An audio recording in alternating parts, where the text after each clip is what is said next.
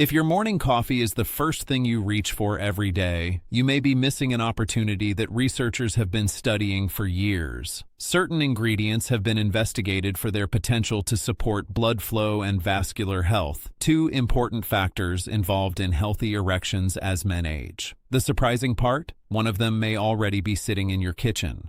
Stay with me, because we'll also discuss several popular coffee hacks that don't live up to the hype.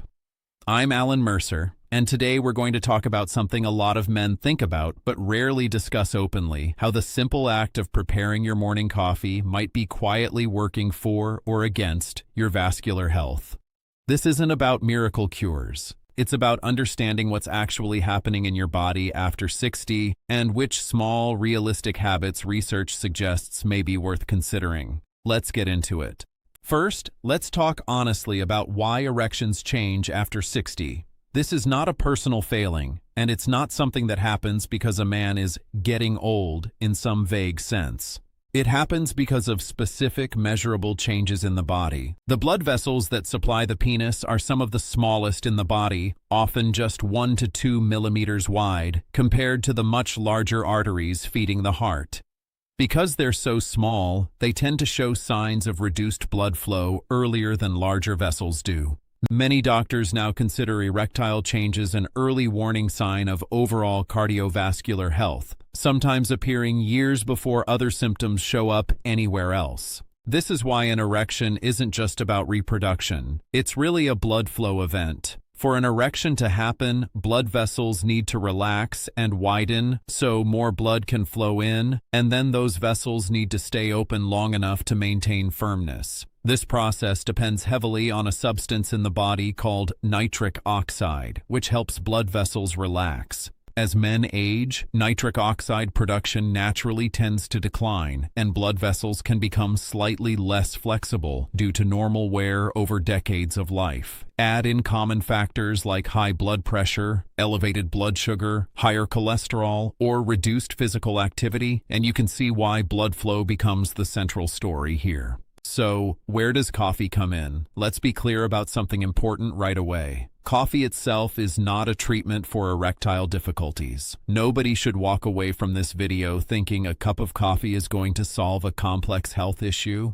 What research has explored is something more nuanced, whether specific compounds, some of which are naturally found in coffee or can be added to it, may support the same blood flow and vascular processes involved in erectile function. That's a very different claim than coffee fixes ED, and it's important we keep that distinction clear throughout this video. Let's start with unsweetened cocoa. Researchers became interested in cocoa because it contains plant compounds called flavonols, which have been studied for their potential role in supporting healthy blood vessel function. Some clinical studies have suggested that cocoa flavonols may modestly support the relaxation of blood vessels, which is the same basic mechanism involved in erectile blood flow. The research here is genuinely interesting, but it comes with real limitations. Most studies use concentrated cocoa extracts in carefully controlled doses, not the small amount of cocoa powder you might stir into your coffee. Still, adding a spoonful of unsweetened cocoa powder to your morning cup is a low-risk, low-sugar way to potentially support the same vascular pathways researchers are studying, even if the effect from a home cup of coffee is likely to be modest at best. Next, let's talk about cinnamon. Cinnamon has drawn scientific interest primarily because of its studied effects on blood sugar regulation. Since elevated blood sugar can damage blood vessels over time and contribute to poor circulation, anything that may help support healthy blood sugar levels is worth understanding. Some research suggests that cinnamon may help support insulin sensitivity, meaning the body may respond more efficiently to insulin. Better blood sugar control over time is associated with better vascular health generally. That said, the research on cinnamon is mixed, with some studies showing modest benefits and others showing minimal effect, and the results likely vary depending on the type of cinnamon and the dose used. A light sprinkle in your coffee isn't going to transform your blood sugar, but as part of a broader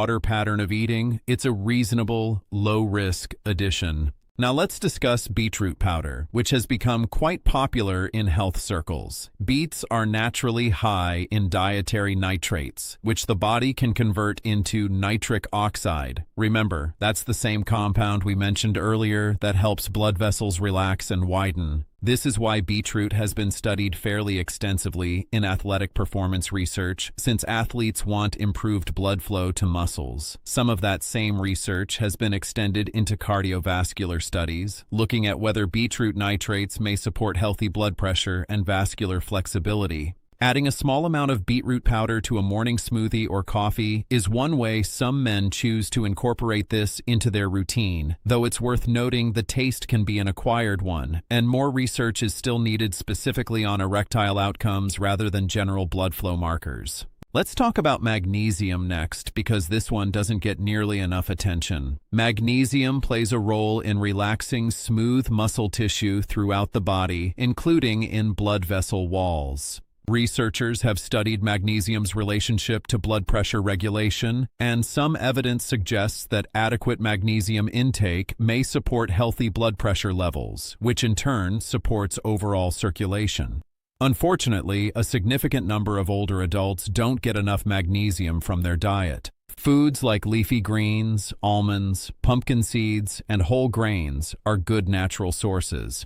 This isn't something you add to coffee directly, but it's worth mentioning as part of an overall pattern of eating that supports vascular health. Now, L-citrulline deserves a mention because you may have seen it advertised online, often with bold claims attached. L-citrulline is an amino acid that the body can convert into arginine, which is then used to help produce nitric oxide. Again, that same relaxation pathway for blood vessels. Some small studies have explored citrulline supplementation and reported modest improvements in certain blood flow measures. However, I want to be very direct here. Supplement research in this area is still limited, dosing varies enormously between studies, and supplements are not regulated the same way medications are. If you're considering any supplement, including citrulline, the responsible step is to discuss it with your doctor first, especially if you take blood pressure medication or medication for erectile difficulties, since combining certain substances can be risky. This isn't a recommendation to buy anything. It's a recommendation to have an informed conversation with a professional who knows your full health picture.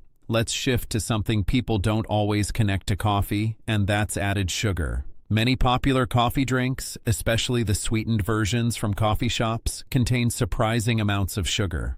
Regularly consuming high amounts of added sugar is associated with higher blood sugar levels over time, weight gain, and increased cardiovascular risk, all of which can negatively affect blood flow and vascular health.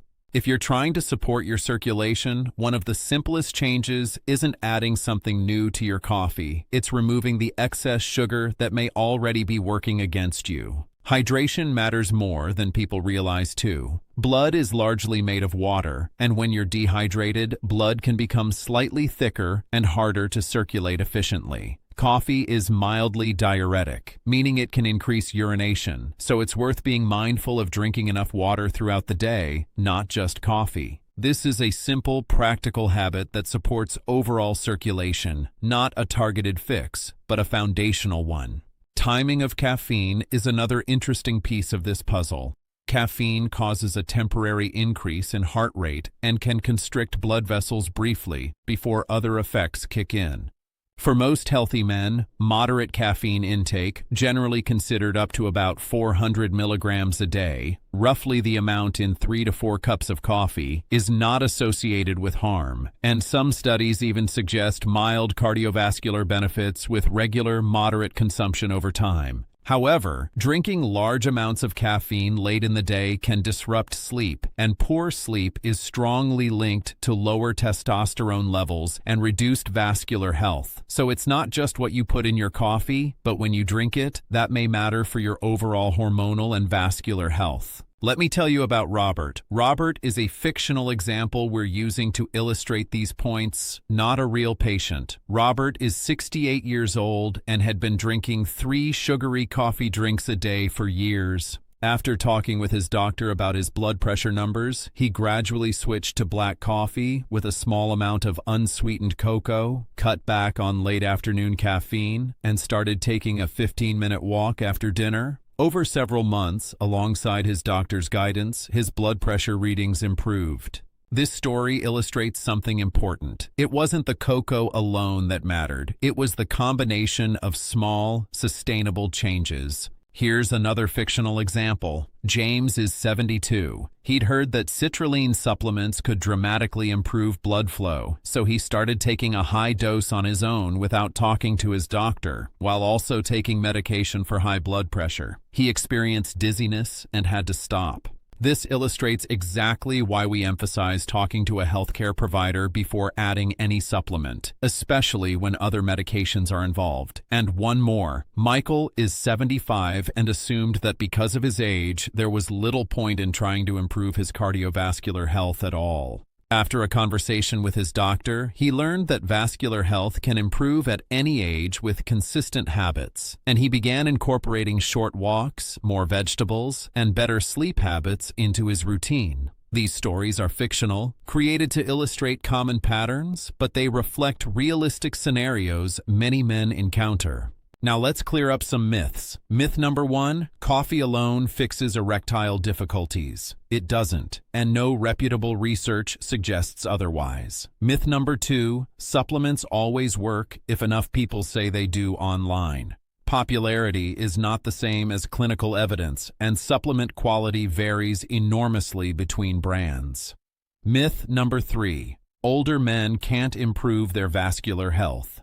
This simply isn't true. Studies consistently show that lifestyle changes can produce measurable improvements in blood pressure, circulation, and related markers well into a person's 70s and 80s. Myth number 4, more caffeine always means better performance. Excessive caffeine can increase anxiety, disrupt sleep, and in some individuals raise blood pressure temporarily, none of which supports healthy blood flow. Now, something genuinely important. There are certain symptoms that should never be brushed aside, and I want to walk through them clearly. If you experience chest pain or pressure, seek emergency medical care immediately, as this could indicate a heart problem. The same goes for sudden severe leg pain, which could indicate a circulation issue requiring urgent attention. Sudden weakness, especially on one side of the body, or sudden difficulty speaking, could indicate a stroke and requires immediate emergency care. Shortness of breath that comes on suddenly or feels severe should also be evaluated right away, and this one is especially relevant to today's topic. If erectile dysfunction develops suddenly rather than gradually over time, this can sometimes be an early indicator of cardiovascular disease and should be discussed with a doctor promptly, not dismissed or treated only with dietary changes. Please don't try to self-diagnose or self-treat any of these symptoms.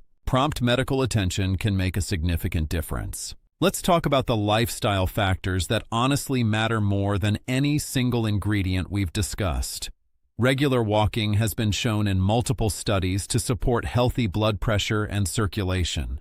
You don't need to run marathons. Consistent, moderate movement, even 30 minutes a day, makes a measurable difference over time. Weight management matters too, since excess weight, particularly around the midsection, is associated with increased cardiovascular strain. Managing blood pressure through diet, medication when prescribed, and regular monitoring is one of the single most impactful things a man can do for vascular and erectile health.